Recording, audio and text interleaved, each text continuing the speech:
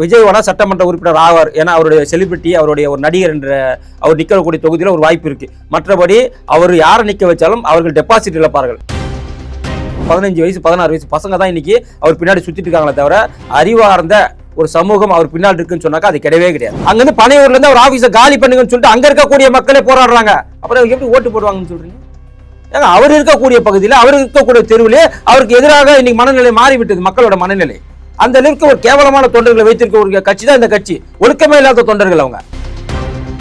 28/7/1951 அப்ப கண்ணகி என்னன்னு சொல்றாரு பெரியார் அவர்கள்? கண்ணகி ஒரு தேவடியாள்னு சொல்றாரு. அப்படியே சொல்றாரு. அப்போ கலைஞர் அவர்கள் தேவடியாளுக்கு தான் தமிழ்நாடு ஃபுல்லா வந்துட்டு சிலை வைத்திருக்கிறாரா? தமிழ் படித்தால் பிச்சை எடுக்க கூட உதவாது என்று பெரியார் சொன்ன கருத்து 2025 மார்ச் மாசம் பேசினத நீங்க இப்போ கமலஹாசன் திருத்தி பேசுறாருன்னு சொன்னா, இந்த ஒரு வருடமாக என்ன பண்ணிட்டு இருந்தாங்க? 9 ஓட்டையை மூடிட்டு இருந்தாங்களா திமுக? அப்ப தெரியலையா? கமலஹாசன் திருக்குறளை பின்பற்றி இருந்தால், திருக்குறளை அவர் ஏற்றுக்கொண்டிருந்தால் கமலஹாசன் அவருடைய சொந்த வாழ்க்கை அப்படியே நடந்து கொண்டாரா? கமலஹாசன் எப்படிப்பட்டவர்? அவர் எத்தனை மனைவி, எத்தனை இன்னொருத்தருடைய மனைவியை அவர் திருமணம் செய்து கொண்டார், எத்தனை இன்னொருத்தர் மனைவியோட வாழ்ந்தார் என்பதெல்லாம் வரலாறு இருக்கு. அவர் பேசுறது பாதி புரியாதுன்னு ஸ்டாலின் சொல்லியிருக்கார். அவர் மக்கள் நீதி மையம் ஆரம்பிக்கும் போது.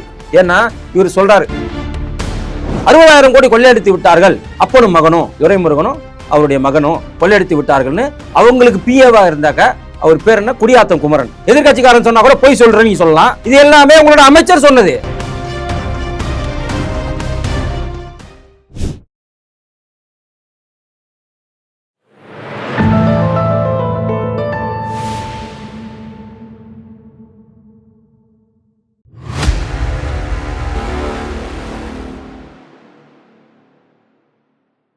தாமரை டிவி நேயர்களுக்கு அன்பான வணக்கம். இன்று நமது நேர்காணலில் சிறப்பு விருந்தினர் பாஜகவின் செய்தி தொடர்பாளர் ஃபயர் சதீஷ் அவர்கள் நம்முடன் இருக்கிறார். சார் வணக்கம். வணக்கம். இன்னைக்கு நாங்க தமிழை இந்த நிலையில நாங்க கொண்டு வந்து வச்சிருக்கோம் அப்படிங்கிறதே பெருமையா இருக்கு. 3000 ஆண்டுகளுக்கு முன்னால் திருக்குறளை எழுதிய திருவள்ளுவரை பற்றி நாங்க இங்க பேசுறது பெருமையா இருக்கு அப்படின்னு உயர்கல்வித்துறை அமைச்சர் கோவை செழியன் அவர்கள் சொல்லியிருக்கிறாரு. இதுல இன்னொரு முக்கியமான விஷயம் என்ன அப்படின்னா, அவர் 2 திருக்குறளை மேற்கோள் காட்டி அவர் பேசி இருக்கக்கூடிய விஷயம். இதனால் எங்கள் கட்சியில இருக்கிறவங்க மட்டும்தான் தமிழை தூக்கி பிடிக்கிறார்கள்னு சொல்லியிருக்கிறாரு. இதை நீங்க எப்படி பாக்குறீங்க? இல்ல, கோவை செழியன் உயர்கல்வித்துறையுடைய அமைச்சர் அவர், சரிங்களா? அதை 2 பேருமே சரி, உயர்கல்வித்துறை அமைச்சராகட்டும் பல்வி கல்வித்துறை அமைச்சராகட்டும் 2 பேருக்குமே தமிழ் என்றால் என்னன்னு தெரியல, திருக்குறள் என்றால் என்னன்னு தெரியல. ஏன்னா உங்களுக்கு தெரியும், அந்த கற்க கசடரைங்கிறதையே தவறாக பேசி நேற்று கான்ட்ரவர்சிக்கு ஆளானவர் தான் கோவை செழியன், சரிங்களா? அதாவது திருக்குறளையே அவரால் ஒழுங்காக பேச முடியல. அதை விட முக்கியமாக நம்ம அன்பில் பொய்யாமொழி மகேஷ், உங்களுக்கு தெரியும், ஒரு பாரதியார் வேடம் போட்டு ஒருத்தர் அச்சமில்லை அச்சமில்லை அச்சமில்லை ஒரு குழந்தை பாடுது. அந்த குழந்தைகிட்ட பாரதியார் வேடம் போட்டு திருக்குறள் சொல்றியே சூப்பர் அப்படின்னு கேவலமாக, அதாவது பாரதியார் எழுதின கவிதைக்கும் திருக்குறளுக்கும் வித்தியாசம் தெரியாதவரெல்லாம் தூக்கிட்டு நீங்க போட்டிருக்கீங்க. எப்படியே கல்வித்துறை அமைச்சராக போட்டிருக்கீங்க. திருக்குறள்லாம் என்னன்னு தெரியாம திருக்குறளை தப்பாக பேசக்கூடிய ஒருத்தரை நீங்க உயர்கல்வித்துறை அமைச்சராக போட்டிருக்கீங்கன்னு சொன்னா, இந்த அமைச்சர்களே இப்படி இருந்தாங்க, இந்த அமைச்சர்கள் கீழே இருக்கக்கூடிய பள்ளிகள் எப்படி இருக்கும், அந்த பள்ளிகளில் இருக்கக்கூடிய ஆசிரியர்கள் எப்படி இருப்பாங்க, அந்த ஆசிரியர் கீழே படிக்கக்கூடிய மாணவர்களுடைய படிப்பு திறன் எப்படி இருக்கும்? இதைத்தான் நாங்கள் ஆரம்பத்துல இருந்து கேள்விக்குறியாக்கி கொண்டே இருக்கிறோம். அப்ப நீங்க ஒவ்வொரு துறைக்குமே போடக்கூடிய அமைச்சர்கள் யாருமே அதற்கு பொருத்தமானவர்களாக இல்லை. உதாரணமாக சுகாதாரத்துறை அமைச்சராக இருக்கக்கூடிய மா சுப்பிரமணியம் அவர்களுக்கு சுகாதாரத்துறை என்றால் என்னன்னு தெரியாது, மருத்துவம் என்றால் என்னன்னு தெரியாது. அவரை தூக்கிட்டு அதுல போட்டிருக்கீங்க.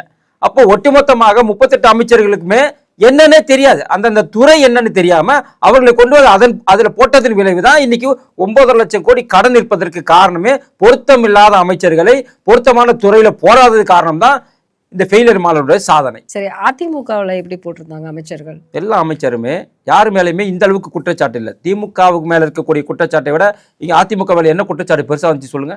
எந்த அமைச்சர் உங்களுக்கு திருக்குறளை மாத்தி பேசினாரு? எந்த அமைச்சர் திருக்குறளுக்கும் பாரதியார் கவிதைக்கும் வித்தியாசம் எல்லாமே பேசினார் சொல்லுங்க? இப்ப இருக்கக்கூடிய அமைச்சர்கள் அது மேற்கோள் காட்டி சொல்றாங்க. சரி, அது 3000 வருடம் பழமையான ஒரு திருக்குறளை மேற்கோள் காட்டி கோவை செழியன் அவர்கள் உதாரணமாக மாணவர்களுக்கு சொல்றாங்க. அப்ப இருக்கக்கூடிய அமைச்சர்கள் அதை கூட சொல்லவே இல்லையே. இல்ல, இப்போ நான் பெரியார் பேரன்கள், நான் பெரியார் வழி வந்தவங்க தான் சொல்றாங்க. பெரியார் என்ன சொன்னார் தமிழை பத்தி? பெரியாரை வேற தமிழை இழிவுபடுத்துறவங்க யாரா இருக்காங்களா சொல்லுங்க? திருக்குறளை தங்க தட்டில் வைத்த மலம்னு சொல்றாங்க. அதே திருக்குறள் 3000 வருடம் பழமையான திருக்குறள் நாங்கள் போற்றி கொண்டாடுகிறோம். திருவள்ளூருக்கு நாங்கள் கன்னியாகுமரியில் கடல் நடுவில் செல வச்சிருக்கிறோம் ஆனா அதே திருவள்ளுவர் எழுதிய அந்த பாடலை, அந்த குறளை பெரியார் என்ன சொன்னாரு? திருக்குறள் என்பது தங்க தட்டில் வைத்த மலம்னு சொன்னாரு. அப்ப அவர் நீங்க தூக்கி பிடிக்கிற எந்த விதத்துல தூக்கி பிடிக்கிறீங்க? அதுவே முன்னுக்கு பேர் முரணா இல்லையா? அதை விட முக்கியமாக இன்னைக்கு ஊருக்குள்ள கண்ணகி சிலை வச்சாரு கலைஞர் அவர்கள். கண்ணகி என்னன்னு சொன்னார் அவரு? 28/7/1951. அப்ப கண்ணகி என்னன்னு சொல்றாரு பெரியார் அவர்கள்? கண்ணகி ஒரு தேவடியாள்னு சொல்றாரு. அப்படியே சொல்றாரு. அப்போ கலைஞர் அவர்கள் தேவடியாளுக்கு தான் தமிழ்நாடு ஃபுல்லா வந்துட்டு சிலை வைத்திருக்கிறாரா? அதை ஒப்புக்கொள்கிறாரா கலைஞர் அவர்கள்? பெரியாரோட கூற்றுப்படி பெரியார்கள் பேரன் என்று சொல்லக்கூடியவர்கள் அப்ப கண்ணகி இந்த இலி சொல்லக்கூடிய பெரியாரை ஏற்றுக்கொள்கிறார்களா? இதுதான் தமிழ் வழி வந்த தமிழ் கலாச்சாரத்தை பின்பற்றக்கூடிய, தமிழ் இலக்கியங்களை பின்பற்றக்கூடிய ஒரு சொல்லா நீங்க சொல்லுங்க. ஏன்னா கண்ணகி வாழ்ந்திருக்கிறார், அவர் அந்த மதுரை எரித்திருக்கிறார், அந்த மன்னர் அதற்காக தற்கொலை செய்திருக்கிறார். இது எல்லாமே நடந்தது. இது கட்டுக்கதை கிடையாது, இது நடந்த ஒன்று. அப்ப நடந்த ஒன்றை இழிவாக பேசிய பெரியாரை நீங்கள் தூக்கி பிடித்துக் கொண்டு யார் அவர் இழிவா பேசுறாரோ அவருக்கு நீங்க செலவைக்கிறீங்கன்னு சொன்னா இது எந்த வகையில நியாயம்? கண்ணகியே அவர் இழிவா பேசியிருக்கிறாரு, கண்ணகிக்க செலவைக்கிறீங்க. கண்ணகியை இழிவாக பேசிய பெரியாருக்கு செலவைக்கிறீங்கன்னு சொன்னா இதுதான் தமிழை போற்றுவதா? இதான் தமிழ் கலாச்சாரத்தை போற்றுவதா? இதுதான் தமிழ் பண்பாட்டை போற்றுவதா? அவர் இன்னொன்னு சொல்றாரு. 27/11/1943 என்ன சொல்றாரு? இப்ப நிர்மலா சீதாராமன் மேற்கோள் காட்டினாங்க இல்லையா? அவங்க பாராளுமன்றத்துல பெரியார் பேசியதை மேற்கோள் காட்டினார்கள். தமிழ் படித்தால் பிச்சை எடுக்க கூட உதவாது என்று பெரியார் சொன்ன கருத்து 27/11/1943 இதை விடுதலை நாளேட்டுல இருக்கு இந்த பதிவு. அப்ப பெரியார் சொன்ன கருத்தை அவர் பாராளுமன்றத்துல இந்த வருஷம் பேசல, 2025 மார்ச் மாசம் பேசினத நீ இப்ப வந்து கமலஹாசன் திருத்தி பேசுறாருன்னு சொன்னா இந்த ஒரு வருடமாக என்ன பண்ணிட்டு இருந்தாங்க? 9 ஓட்டையை மூடிட்டு இருந்தாங்களா திமுக? அப்ப தெரியலையா? 2025 பேசுனது இப்பதான் கமலஹாசன் மட்டும் தான் பேசணுமா? நீங்க யாரும் பேசல. ஏன்னா இவங்களுக்கு தெரியும் யாருக்கு அது பெரியார் பேசுனது. பெரியார் பேசுனதுதான் நிர்மலா சீதாராமன் பேசியிருக்கிறாங்க. அதை நம்ம கான்ட்ரவர்சி ஆக்க கூடாது, அதை பெரிதாக்க கூடாது என்று 9 ஓட்டையை மூடிக்கொண்டிருந்தார் முதல்வர் உதயநிதி உள்பட, திருமாவளவன் உட்பட அந்த இந்தி கூட்டணி சேர்ந்த அனைவருமே அவர் பெரியார் பேசுனதை அவர் சுட்டி காட்டினாங்கன்னு சொல்லி மூடிட்டு இருந்தார். இந்த அறிவாளி இருக்கிறார் பாருங்க, இந்த அறிவாளி காமகாசன், இவர் என்ன புத்திசாலித்தனமா முதல் உரையில தன்னுடைய கன்னி உரையில ஏதோ சாதனை பண்ணது போல இன்னைக்கு வந்து பேசி கொண்டிருக்கார். என்ன சாதனை பண்ணீங்க நீங்க? காமகாசன் இல்ல சார், கமல்ஹாசன். அவர் காமகாசன் தாங்க சொல்லணும். ஏன்னா ஒரு காலகட்டத்துல ஹீரோயின்கள் அவர் கூட நடிக்க மாட்டேன்னு சொல்லிட்டாங்க. நிறைய ஹீரோயின் அவர் அந்த அளவுக்கு கொடூரமானவர். ஒரு பெரிய ஆக்டர். என்னங்க ஆக்டர்? அவர் தான் சொல்றேன், ஒரு காலகட்டத்துல இல்லன்னு மறுக்க சொல்லுங்க, யாரா திமுக இல்லன்னு மறுக்க சொல்லுங்க. அவருடன் நடிக்க பயந்த ஹீரோயின்கள் நிறைய பேர் இருக்காங்க, பப்ளிக்காவே சொல்லி இருக்காங்க அவருடன் நாங்க நடிக்க மாட்டோம், அவர் ரொம்ப மோசமானவர்கள் நிறைய பேர், நிறைய ஹீரோயின் சொல்லியிருக்காங்க. அந்த அளவுக்கு மோசமானவர் அவரு. இவர் சொல்றாரு இல்லையா, திருக்குறளை மேற்கோள் காட்டி திருக்குறளையா நீங்க பாராளுமன்றத்துல பேசலன்னு. திருக்குறள்ல ஒரே ஒரு வரி இருக்கு, பிறன்மனை நோக்கா பேராண்மை சான்றோருக்கு அன்றோ ஒழுக்குன்னு சொல்லிட்டு ஒரு இருக்கு 148வது குறள். அந்த குறள் என்ன சொல்லுதுன்னா, பிறர் மனைவியை பார்க்க கூடாது, பிறர் மனைவியை வந்து மேல ஆசைப்படக்கூடாது, அப்படி ஆசைப்பட்டவன் பேராண்மை மிக்கவனாக இருக்க முடியாது, அவன் சான்றோனாக இருக்க முடியாதுன்னு சொல்றாரு. கமலஹாசன் திருக்குறளை பின்பற்றி இருந்தால், திருக்குறளை அவர் ஏற்றுக்கொண்டிருந்தால் கமலஹாசன் அவருடைய சொந்த வாழ்க்கை அப்படியே நடந்து கொண்டாரா? கமலஹாசன் எப்படிப்பட்டவர்? அவர் எத்தனை மனைவி, எத்தனை இன்னொருத்தருடைய மனைவியை அவர் திருமணம் செய்து கொண்டார், எத்தனை இன்னொருத்தர் மனைவியோட வாழ்ந்தார் என்பது வரலாறு இருக்கு. அப்போ திருக்குறளை பற்றி பேசக்கூடிய, தமிழை பற்றி பேசக்கூடிய தமிழ் பண்பாடு என்ன? ஒருத்தனுக்கு ஒருத்தியான பண்பாடு. அப்ப அதை பின்பற்றினாரா கமலஹாசன்? அப்ப தமிழை பற்றியோ திருக்குறளை பற்றி பேசுவதற்கு திமுகவிற்கு அருகதை கிடையாது, கமலஹாசனுக்கு அருகதை கிடையாது. இல்ல அவங்களோட பர்சனல் வாழ்க்கை வந்து அரசியல்ல ஏன் கொண்டு வரும்? அப்ப நீ தமிழ்ல நீ சொல்ற தமிழ் தான் என் பண்பாடு, தமிழை வந்துட்டு நீங்க வந்து கேவலமா பேசுறீங்க சொல்ற. அப்ப தமிழை பின்பற்றி தான் நீ பேசு, திருக்குறளை பின்பற்றி தான் நீ பேசு. எங்களோட பாரத பிரதமர் திருக்குறளை பின்பற்றுகிறார், எங்களோட பாரத பிரதமர் தமிழ் இலக்கியங்களை பின்பற்றுகிறார். அதனால்தான் ஒருவருக்கு ஒருத்தி என்ற பண்பாட்டோடு எங்களது பாரதிய ஜனதா கட்சியை சேர்ந்த முக்கிய தலைவர்கள் வாழ்ந்து கொண்டிருக்கிறார்கள். அது மாதிரி திமுக ஒருத்தர் சொல்லுங்க, நீங்க இப்படிதான் நாங்க வாழ்றோம், தமிழ் பண்பாட்டோடு தான் வாழ்றோம் அப்படின்னு சொல்லுங்க பார்க்கலாம். எவன் வாழ்றான் அது மாதிரி? யார் இருக்கிறா அந்த கட்சியில? அப்ப நீங்க நிர்மலா சீதாராமன் பற்றி பேசுவதற்கோ நரேந்திர மோடி பற்றி ஒழுக்கத்தை பேசுவதற்கோ உங்களுக்கு என்ன தகுதி இருக்கு? ஒழுக்கமா நீங்க இருக்கீங்களா? கமலஹாசன் ஒழுக்கமானவரா? ஸ்டாலின் ஒழுக்கமானவரா? கலைஞர் ஒழுக்கமானவரா? யார் ஒழுக்கமானவரா இருக்கிறீங்க? இன்னைக்கு உதயநிதி ஒழுக்கமானவரா? எத்தனை வருது அவர் மேல கம்ப்ளைண்ட் வருது?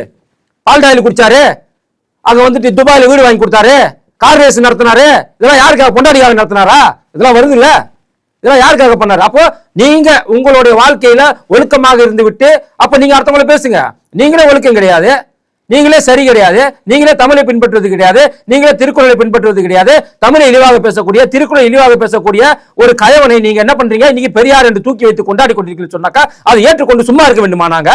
ஆனா இதுக்கு தான் வந்து வைரமுத்து அவர்கள் வந்து ரொம்ப அருமையாக வந்து கமல் வந்து பேசியிருக்கிறாரு, காளை போல் பேசியிருக்கிறாரு, சிங்கம் போல் கர்ஜித்திருக்கிறாரு அப்படின்னு சொல்லிட்டு வந்து அவருக்கு ஒரு அழகான கவிதையையும் சொல்லியிருந்தாரு. திருமாவர்களும் வந்து பார்த்தீங்கன்னா கமல்ஹாசன் அவர்களுடைய கன்னி பேச்சை பார்த்து பாஜக வைத்தெரிச்சலில் துடிக்கிறது அப்படின்னு சொல்லி வைத்தெரிச்சல் எங்களுக்கு இல்லைங்க. ஏங்க அவர் பேசுறது ஃபுல்லா நிர்மலா சீதாராமனுக்கு பொருந்தாது, அவர் பேசுறது ஃபுல்லா பெரியாருக்கு பொருந்தும். ஏன்னா அவர் என்ன சொல்லி பேசினாரு? தமிழில் பேசுபவன் பிச்சை கூட எடுக்க முடியாது என்று நிர்மலா சீதாராமன் சொன்னார் என்று தான் சொன்னார். ஆனா நிர்மலா சீதாராமன் சொல்லலைன்ற நாங்க ப்ரூவ் பண்ணிட்டோம். பாஜகவோட ஐடி விங்கா இருக்கட்டும், பாஜகவோட சோசியல் மீடியாவாக இருக்கட்டும், பாஜகவோட செய்தி தொடர்பாக இருக்கட்டும், அது முற்றிலும் பொய். அவர் மேற்கோள் காட்டியது பெரியார் பேசியதை மேற்கோள் காட்டினார்னு நாங்க நிரூபிச்சுட்டோங்க. அதை இன்னைக்கு எல்லாருமே ஏற்றுக்கொண்டு விட்டார்கள், அது பெரியார் தான் பேசினார்னு. அப்ப கமலஹாசன் பேசுனது மொத்தமா யாருக்கு பொருந்தும்? பெரியாருக்கு தான் பொருந்தும், எங்களுக்கு பொருந்தாது. அவர் பாராளுமன்றத்தில் கன்னி உரை நிகழ்த்தது மொத்தமும் பெரியாரைத்தான் நிகழ்வுபடுத்தி பேசியிருக்கிறார், பெரியாரைத்தான் இழிவுபடுத்தி பேசியிருக்கிறார். ஏன்னா அவருடைய கூற்று பிரகாரம் அந்த கருத்து பெரியார் சொன்ன கருத்து இல்ல. கன்னி உரை அப்படின்னு சொல்றாங்களே, அந்த கன்னி உரைக்கு என்ன அர்த்தம்னு நாங்க தெரிஞ்சுக்கலாம். முதல்ல பேசுறது பாராளுமன்றத்தில் அவர் வந்து மேல் சபை உறுப்பினர், அவருக்கு இங்கேயும் ஒரு வாய்ப்பு கொடுப்பாங்க, மக்களவையிலும் ஒரு வாய்ப்பு கொடுப்பாங்க, மாநிலங்களும் வாய்ப்பு கொடுப்பாங்க. மாநிலங்களும் இருக்கணும் பேசிட்டாரு, மக்களவையில் இப்போ வாய்ப்பு கொடுத்துருக்காங்க. முதல் முறையா பேசுகிறவர்கள் வந்து பாராளுமன்றத்தில் முதல் முறையாக பேசுபவர்கள் கன்னி உரைன்னு சொல்லுவாங்க. அதுதான் உண்மை. ஆனா அவர் வந்து பேசின பேச்சு வந்து அவருக்கே புரியாது அப்படின்னு சொல்லிட்டு யாருக்குமே புரியாதுங்க அவர் பேசுறது. வானதி அவர்கள் சொல்லியிருக்காங்க. தமிழிசை வந்து இன்னொரு விஷயம் என்ன சொல்லிருக்காங்க, கன்னி உரை அது கிடையாது, அவருடைய உரைக்கே ஒரு கோணர் போடணும். ஆமா உண்மைதான். டிக்ஷனரி இல்லாம அவரோட தமிழை படிக்க முடியாதுங்க. அது நிறைய அதே ஸ்டாலினே சொல்லியிருக்காரு. அவருடைய பேச்சை நம்ம கேட்கணும்னா அதுக்கு ஒரு டிக்ஷனரி வேணும்னு ஸ்டாலின் சொல்லியிருக்காரு. அவர் பேசுறது பாதி புரியாதுன்னு ஸ்டாலின் சொல்லியிருக்காரு. அவர் வந்து மக்கள் நீதி மையம் ஆரம்பிக்கும் போது. ஏன்னா இவர் சொல்றாரு, நான் வந்துட்டு ஓட்டுக்காகவும் நாட்டுக்காகவும் பிச்சை எடுக்க மாட்டேன்னு சொல்றாரு. அப்ப நீங்க போயிட்டு ஒரு சீட்டு வாங்கிட்டு வந்தீங்க, எப்படி வாங்கிட்டு வந்தீங்க? அடிமை சாசனம் எழுதி கொடுத்து விட்டு இனி உங்களை பற்றியோ நீங்கள் செய்யும் ஊழலை பற்றியோ நீங்கள் வந்து எந்த ஒரு தவறு செய்தாலும் இந்த போதை கலாச்சாரத்தை பற்றியோ முக ஸ்டாலின் அரசும் என்ன தவறு செய்தாலும் எந்த குற்றம் செய்தாலும் அது வந்துட்டு கோர்ட்டை அவமதித்தாலும் சரி, இந்துக்களுக்கு எதிரான ஒரு செயலாக இருந்தாலும் சரி, எதையுமே நான் கேட்க மாட்டேன், கண்மூடித்தனமாக இருப்பேன், அதற்காக நான் அடிமை சாசனம் எழுதி கொடுக்கிறேன், எழுதி கொடுத்துட்டு தான் ஒரு சீட்டு வாங்கிட்டு வந்தார். ஆனா அவரே தானே அவரோட ட்வீட்ல வந்து திருடர்கள் இல்ல, திமுகவினரே திருடர்கள் அப்படின்னு கலைஞர் திருடன்னு சொன்னாரு, ஸ்டாலின் திருடன்னு சொன்னாரு, இந்த திருட்டு ஆட்சியை அகற்ற வேணும்னு சொன்னாரு. ஆனா இப்போ வரைக்குமே இப்போ திமுகவுல போயிட்டு எம்பி சீட் வாங்கிட்டு வந்ததுக்கு அப்புறம் கூட அந்த ட்வீட் வந்து இன்னும் அழிக்கவே இல்லையா? அப்படி இருக்கு. இல்ல எப்படி அழிப்பாருங்க? நான் எப்படி எதிர்த்தேன் பாத்தியா அவங்கள? அதெல்லாம் ஒரு சான்று அவருக்கு. நான் எப்படி எதிர்த்தேன் பாத்தியா? இன்னும் கூட அந்த வீடியோ இருக்குல்ல, அந்த வீடியோ அழிச்சிட்டாலும் இந்த டார்ச் லைட் தூக்கி அடிச்ச வீடியோ இருக்குல்ல, அது இன்னும் கூட சமூக வளத்துல வந்து கொண்டுதானே இருக்கு. அப்போ பதவி சுகத்துக்காக எதை வேண்டுமானாலும் இழக்கக்கூடிய ஒரு கேவலமான தமிழன் தான் இந்த கமலஹாசன்.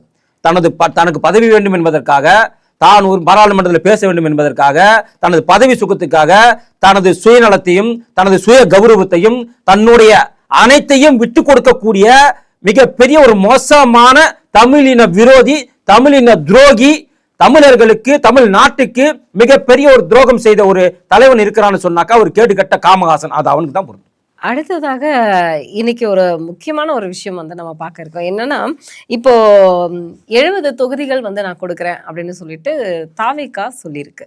இதுல இன்னொன்று என்ன அப்படின்னா, அமைச்சரவையில் அவங்க வந்து துணை முதல்வர் பதவி கொடுக்குறோம், 4 அமைச்சரவை நாங்கள் கொடுக்குறோம் அப்படின்னு சொல்லிட்டு இன்னைக்கு இறுதியான ஒரு வாரத்துக்குள்ள பதில் சொல்லுங்கன்னு ஒரு இறுதி கெடுவை வந்து விதிச்சிருக்காங்க. இதுல தாவேகாவும் காங்கிரஸும் வந்து அந்த பேச்சுவார்த்தை வந்து இப்படி போயிட்டு இருக்க பட்சத்துல இன்னைக்கு கார்த்திக் சிதம்பரம் ஒரு விஷயத்த சொல்லியிருக்காரு.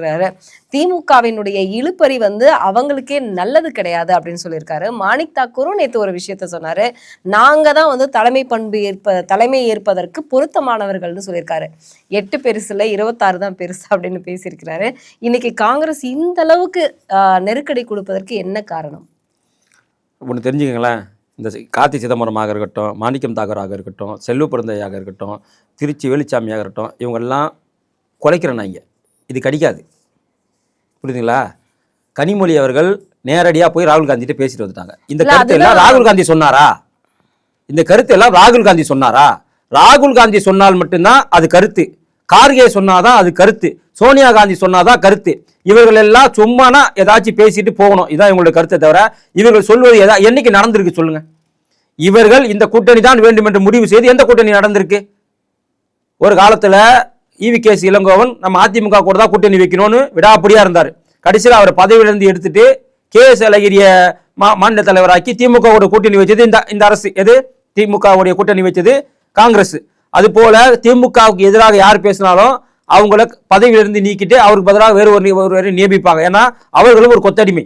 திமுகவுக்கு காங்கிரஸ் ஒரு கொத்தடிமை. ஏன்னு கேட்டாக்கா இன்னைக்கு பாராளுமன்றத்தில் 39 எம்பி யாருக்கிட்ட இருக்கு?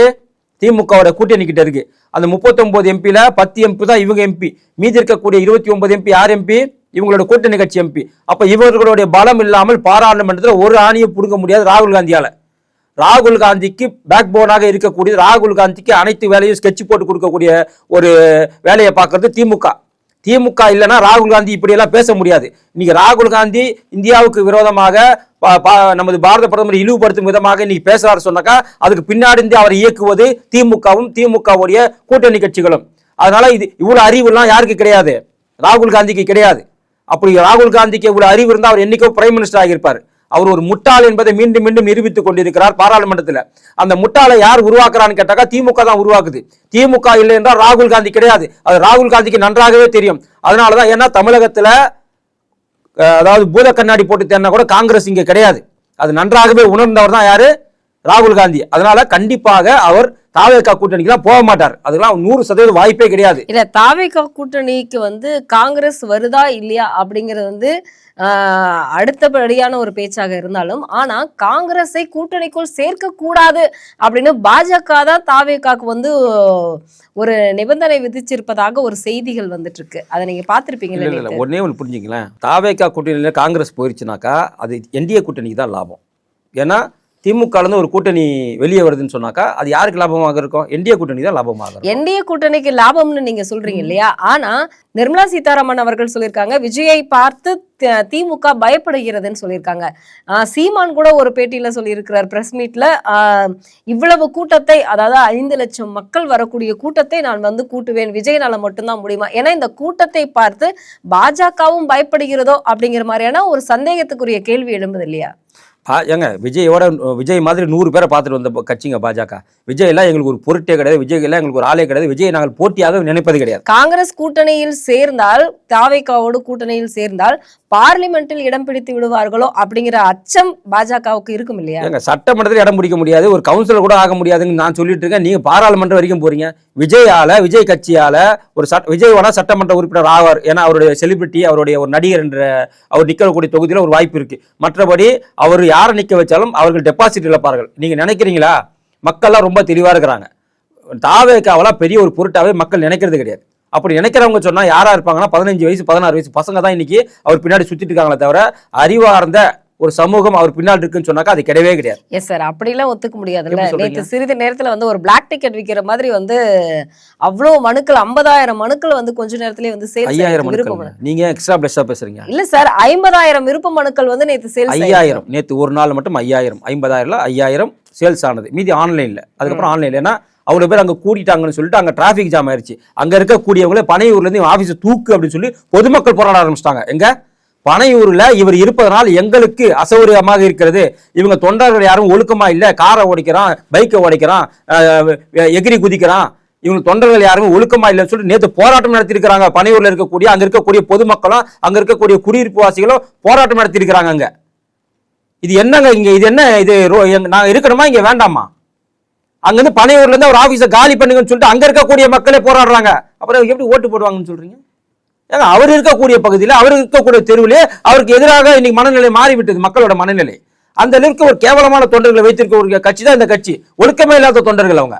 அவங்க நின்று ஒரு இடத்துல நின்றுட்டு போறாங்கன்னு சொன்னா அந்த இடத்துல நீங்க பாஜக ஒரு மீட்டிங் நடத்திட்டு போச்சுன்னா அந்த இடத்துல சேர் அடிக்க வச்சுட்டு குப்பையை அகட்டிட்டு போவாங்க.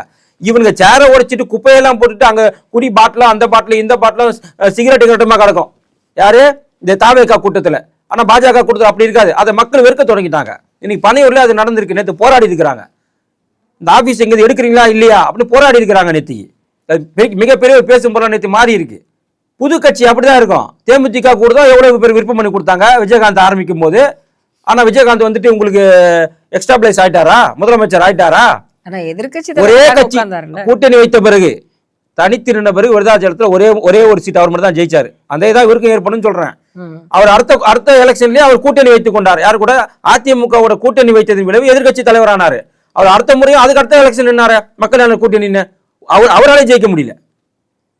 அதுக்கப்புறம் 2015 மக்கள் நல கூட்டணி வைக்கிறாரு. அவர் தான் முதலமைச்சர் வேட்பாளர். அவர் கூட வைகோ இருந்தாரு, திருமாவளவன் இருந்தாரு, கம்யூனிஸ்ட் இருந்தாங்க, எல்லாருமே இருந்தாங்க. ஜெயிச்சுட்டாரா? யார் ஜெயிச்சாங்க? அந்த கூட்டணியே படுதோல்வி அடைஞ்சது. மக்களை பொறுத்த வரைக்கும் நீ புதுசா வரியா, அவனுக்கு ஒரு வாய்ப்பு தலைவனுக்கு மட்டும் கொடுப்பாங்க, அவன் நிக்க வைக்கிறவங்களாம் கொடுப்பாங்கன்னு நினைச்சீங்கன்னாக்கா அது நடக்காது. அதனால இதெல்லாம் இரவு காத்த கிளி தான், இதெல்லாம் பகல் கனவு தான். தாவைக்காவை பொறுத்த வரைக்கும் இது பகல் கனவு. அவங்க கூட காங்கிரஸ் வந்தாலும் சரி, காங்கிரஸ் கொஞ்சம் பயமுறுத்துறாங்க எக்ஸ்ட்ரா சீட்டு வாங்குறதுக்காக. தாவைக்காவை வச்சு அவங்க ஒரு கேம் விளையாடுறாங்க.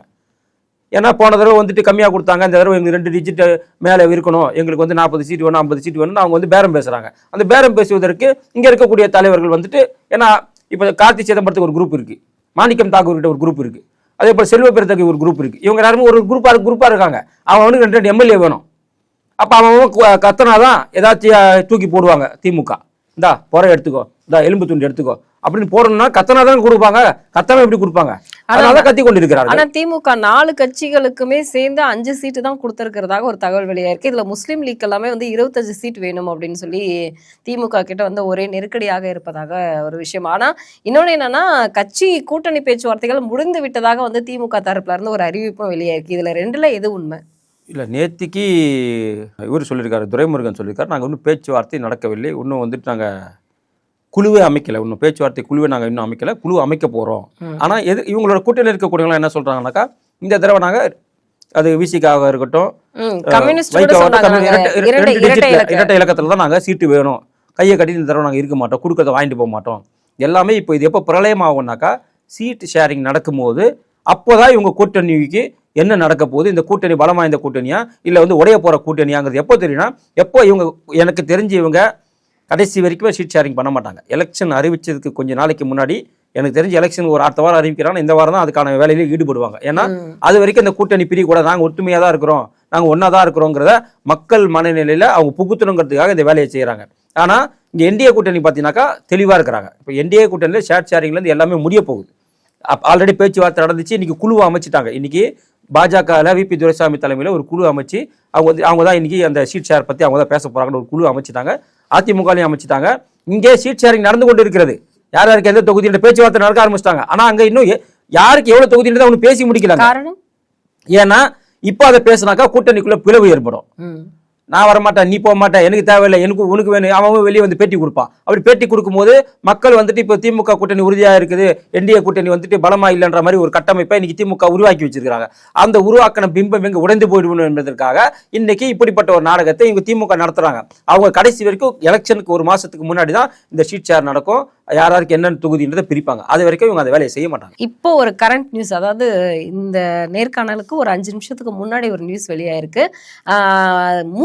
அமைச்சர் மூர்த்தி அவர்களுடைய திருமணம், இல்ல திருமணம் எப்படி நடந்ததுன்னு நம்மளுக்கு தெரியும். 100 கோடியா 200 கோடியா அப்படிங்கிறது 500 கோடியாங்கிறதே கணக்குல வரல, அந்த அளவுக்கு ஒரு திருமணம். ஆனா இன்னைக்கு 1000 கர்ப்பிணி பெண்களுக்கு, அவர் மதுரையில் இருக்கக்கூடிய அங்கே இருக்கக்கூடிய அத்தனை கர்ப்பிணிகளுக்குமே வந்து சீரு கொடுத்து வளையல் போட்டு வளகாப்பு செய்திருக்கிறார். திமுகவில் இருந்தாலே திமுகலையே இன்னைக்கு வந்துட்டு அதிமுகலேருந்து நிறைய பேர் போகிறாங்க. அதே போல் பன்னீர்செல்வத்திட்டேருந்து போனாங்க. இவங்களாம் ஏன் போகிறாங்கனாக்கா, அங்கே போடாக்கா நம்ம சீக்கிரமாக கோடீஸ்வரன் ஆயிடலாம், நம்ம சீக்கிரமாக ஊழல் பண்ணி பெரிய ஆள் ஆயிடலாம். அதுக்கு உதாரணமாக தான் உங்களுக்கு செந்தில் பாலாஜி அதிமுகவில் இருந்த வரைக்கும் அவரோட செல்வாக்கு என்ன, திமுக போன பிறகு அவரோட செல்வாக்கு என்ன, முத்துசாமி அதிமுக இருந்த வரைக்கும் அவரோட செல்வாக்கு என்ன, இப்போ போன பிறகு என்ன செல்வாக்கு என்ன, ராஜா கண்ணப்பன் இங்கே இருக்கும்போது அவரோட செல்வாக்கு என்ன, அங்கே போன பிறகு அவரோட செல்வாக்கு என்ன, SSR ராஜேந்திரன் இங்கே இருக்கும்போது அவர் செல்வாக்கு என்ன, போன பிறகு என்ன செல்வாக்கு என்ன. அப்போ இங்கேருந்து போனவங்க எல்லாருக்குமே அங்கே அமைச்சர் பதவி கொடுக்கப்பட்டிருக்குது. செல்வ கணபதி உட்பட எல்லாருக்குமே அங்கே அமைச்சர் பதவி உங்களுக்கு தெரியும். இவர் கூட நம்ம நிறைய பேர் அதிமுகவிலிருந்து போன எல்லாருக்குமே அங்கே வாய்ப்பு கொடுக்கப்பட்டு அமைச்சர் பதவி கொடுக்கப்பட்டு எல்லாருக்குமே முக்கிய இலாக்கள் கொடுக்கப்பட்டிருக்கு. அப்போ அங்கே இருந்தாக்கா நீ எவ்வளோ வேணா சம்பாதிச்சிக்க, எனக்கு இவ்வளோ கமிஷன் கொடுத்தா போகிறோம் அப்படிங்கிற ஒரு டீல் அங்கே இருக்குது. எல்லா அமைச்சர் குடும்பமும் இருக்குது. கலைஞர் குடும்பத்துக்கும் அமைச்சர்களுக்கு இருக்கக்கூடிய டீல் என்னென்னா, நீ எவ்வளோ வேணா சம்பாதிச்சிக்க, எனக்கு மாசமான இவ்வளோ வந்துடணும், நீ யாரு தாலியனா அறுத்துக்கோ, நீ எவ்வளோ வேணா கொள்ளடிச்சிக்கோ, நீ எவ்வளோ வேணா கொன்னுக்கோ, கனிம மூலமாக கொள்ளடிக்க உள்ள கலெக்டர் மேலே லாரி ஏற்று, தாசில்தார் மேலே லாரி ஏற்று, எம்எல்ஏ மேலே லாரி ஏற்று, எவன் தடுக்க வரலாம் பொதுமக்களை அவன் மேலே லாரி ஏற்று கொண்டுடு, அதை பற்றி எனக்கு கவலை இல்லை. ஆனால் எனக்கு இவ்வளோ கமிஷன் எனக்கு வந்துடணும் அப்படிங்கிற அக்ரிமெண்ட்டில் தான் இன்றைக்கி அந்த கட்சியும் போய் கொண்டிருக்கிறது, அந்த ஆட்சியும் போய் கொண்டிருக்கிறது, அந்த அமைச்சர்களும் போய் கொண்டிருக்கிறாங்க. அதனால் 100 கோடியில் செலவு பண்ணுறது, 500 கோடியில் செலவு பண்ணுறதெல்லாம் அவங்களுக்கு வந்து சாதாரண ஒரு விஷயம். ஏன்னா ஒவ்வொரு அமைச்சருமே கிட்டத்தட்ட ஆயிரக்கணக்கான கோடி ரூபாயை கொள்ளடிச்சு வச்சிருக்கிறான். இன்னைக்கு 9 லட்சம் கோடி கடன் ஏன் வந்துச்சுன்னா அந்த 9 லட்சம் கோடியும் இன்னைக்கு இவங்க கிட்டே இருக்கு. யாருக்கிட்ட இருக்கு? கிட்டத்தட்ட 5 லட்சம் கோடி இந்த அமைச்சர்கள்கிட்டையும் கருணாநிதி குடும்பக்கிட்டையும் இருக்கு. அவங்க வாங்கின கடன் மொத்தமும் மக்களுக்கு செலவு செய்யாம அதை தன்னகத்தை வைத்துக் கொண்டதன் விளைவு தான் இன்னைக்கு 500 கோடியில் 100 கோடி கல்யாணம் பண்றதுல இருந்து இன்னைக்கு 1000 பேர் கர்ப்பிணி பெண்களுக்கு சீமந்தம் பண்றதுல இல்லை எவப்ப மூட்டு பணம், நம்மோட பணம், நம்ம கிட்ட இருந்து கமிஷனாக, நம்ம கிட்ட இருந்து வரி பணமாக, நம்மளோட உழைப்பை சுரண்டி எடுத்த பணம் இதெல்லாம். இன்னைக்கு ஊழல் செய்து ஆடம்பரமாக இருக்கிற அனைத்து பணமும் மக்களுடைய வியர்வையை சுரண்டி, உழைப்பை சுரண்டி எடுத்த ஊழல் பணத்தினால்தான் இன்னைக்கு இவ்வளவு செல்வ செழிப்பா இன்னைக்கு இந்த அமைச்சர்கள்லாம் இருக்கிறாங்க. ஆனா இது எல்லாமே வந்து மத்திய அரசுக்கும் தெரியும். ஆனா ஏன் இப்போ வரைக்கும் வந்து மூர்த்தி மேல எந்த ஒரு நடவடிக்கைகளுமே வரல? ஏன்னா அவர் மேல எந்த ஒரு ஊழல் குற்றச்சாட்டும் வரல. அது மட்டும் இல்லாம பெருசா அவர் மேல எந்த நடவடிக்கைகளும், ஏன்னா அவர் பண்ண திருமணத்தை பார்த்தே அதிர்ச்சியான தமிழகம் இன்னைக்கு. கே நேரு மேல 888 கோடி ஊழல் புகார் கொடுத்தோமா? 1020 கோடி, 634 கோடி கொடுத்தோமா? என்ன நடவடிக்கை எடுத்தது டிஜிபி?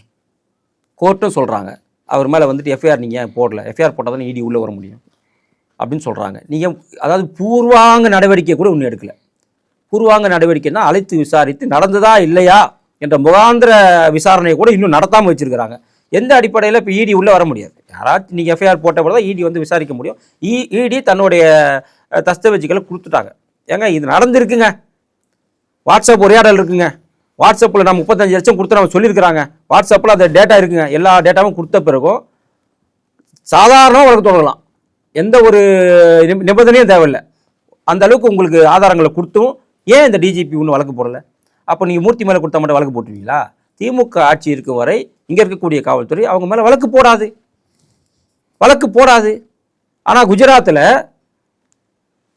விவசாயத்துறை அமைச்சரோட பையன் ஒரு ஊழல் பண்ணாரு. ஆனால் அங்கே இருக்கக்கூடிய குஜராத் அரசாங்கம் அவர் மேலே எஃப்ஐஆர் பதிவு பண்ணாங்க.